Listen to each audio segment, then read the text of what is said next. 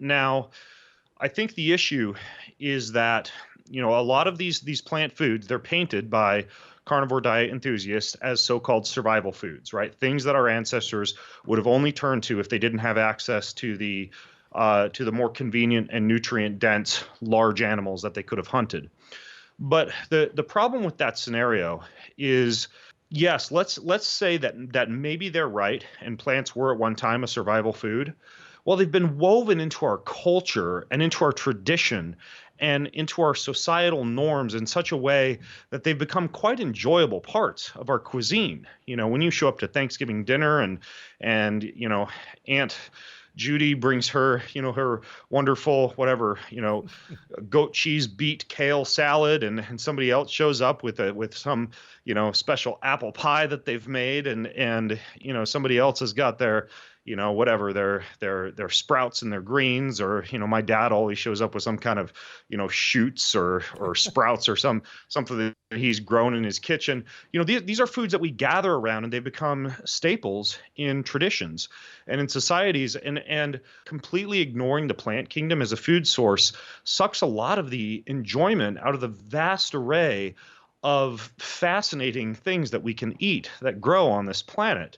So part of it is just the psychosocial component of just being able to eat a wide variety of foods that go beyond meats. And the other thing that I think is interesting, for example, I was just reading a book. I'm setting up on the local Spokane Indian tribe, right? And just because I want to know more about the Native American culture and the type of folks who roamed these plains that I live on, before I arrived here, before some of my ancestors arrived here.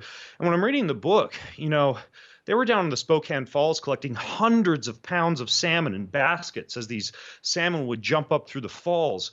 And literally, and I'm sure folks have heard this story, the style of hunting of driving the vast quantity of large animals off of cliffs, on horses, and then collecting the carcasses at the bottom because there were just so many bison and buffalo and deer and elk and moose.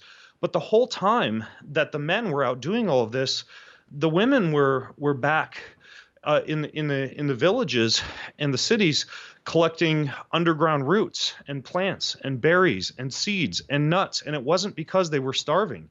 It was because they dressed up all these animal foods with all these other compounds that they used as medicine, that they used as digestifs, that they used as flavor enhancers. And so I even raise an eyebrow at this notion that ancient man or woman would have just completely neglected plant matter, even if animals were in vast and available quantity. I don't see that playing out fully from an epidemiological level. You can follow a nose to tail carnivore diet and get everything you need, but it's going to be boring. It's going to be socially restrictive. And I don't think it's something that we see a lot of examples of in terms of just human cultures that have been around for a long period of time. Yeah, great answer. My research as an undergraduate was in human evolutionary biology, and I have continued to research that till this day. And I can assure you that we were never fully a meat or even fish eater. That dental wear, even on Neanderthals, show a significant contribution of plants to our diet.